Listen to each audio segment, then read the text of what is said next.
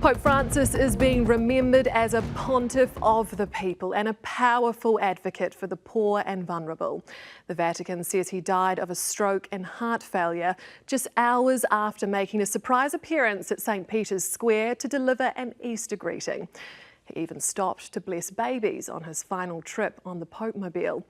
Francis was the first pope from Latin America and once worked as a bouncer in Buenos Aires while he studied for the priesthood. As head of the Catholic Church since 2013, he was considered a reformer, reaching out to homosexual communities, railing against greed and the excesses of capitalism, and campaigning for action on climate change. But some believe he should have gone further. Senior correspondent Lisette Raymer begins our coverage.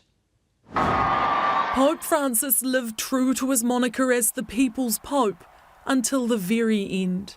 He defied doctors' orders to rest, determined to speak to the hopeful crowd on Easter Sunday, however weakly, however briefly. Cari fratelli e sorelle. Dear brothers and sisters, happy Easter, he said. He rode in the Pope-mobile through the thousands, stopping to bless babies along the way, a perfect picture for what was the holiest day of the Christian calendar. But within hours, the Vatican had descended into deep mourning. Con profondo dolore. With deep sorrow, I must announce the death of our Holy Father Francis. At 7:35 this morning, the Bishop of Rome, Francis, returned to the house of the Father. The simplicity of the Pope's final message was true to the informal and understated style that defined his papacy, and it mirrored his very first address. Buonasera. Not a blessing, just good evening, signalling change from the start. Francis was different to his predecessor Pope Benedict in almost every way. He chose plain vestments, lived in basic accommodation, turning down the lavish apartment, and he was driven in a Ford Focus. A pope of many firsts. He was the first Jesuit pope, the first to choose the name Francis, the first from the Americas. Born in Buenos Aires, he was a nightclub bouncer and a chemist, then eventually an archbishop, renowned for using public transport and for his closeness with the city's poorest.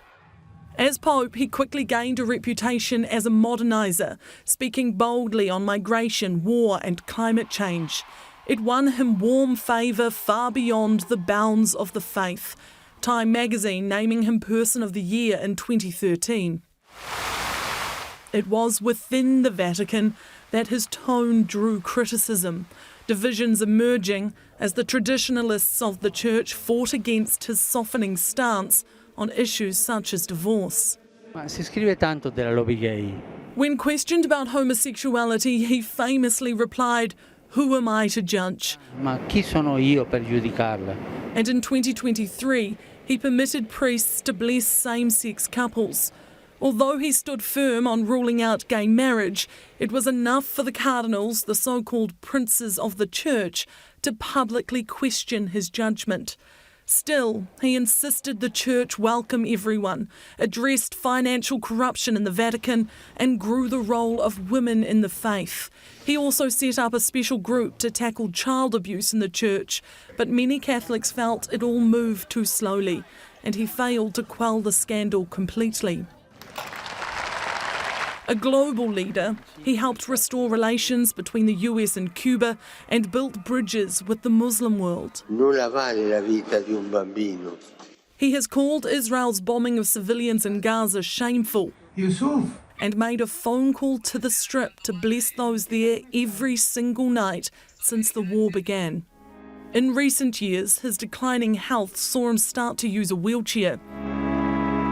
And in 2022, he was already in a frail state when he presided over Pope Benedict's funeral. Francis was determined not to retire like his predecessor had, but he also refused to occupy the Vatican in title only.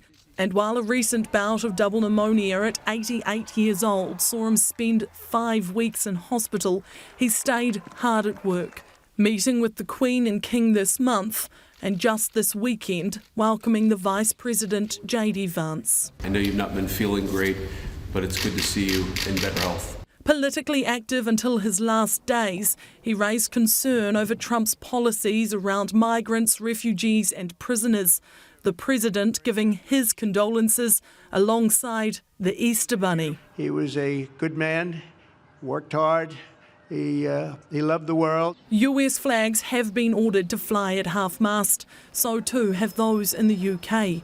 King Charles expressing a heavy heart over the Pope's passing. Through his work and care for both people and planet, he profoundly touched the lives of so many. Christopher Luxon joined the tributes also.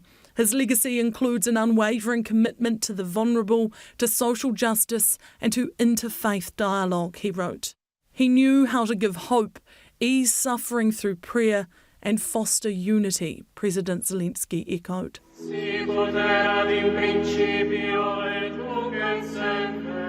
His legacy reflected in the faces of the faithful, who gathered in their thousands to pray at sunset in the same square he made his last public appearance. His detractors will be eager to change course with his successor, but for those who loved him, Francis was a disruptor who overcame fierce resistance to help restore the image of a hurting church. A pope who lived and led in the example of his namesake, St. Francis of Assisi, a champion for the poor, for peace and for the planet.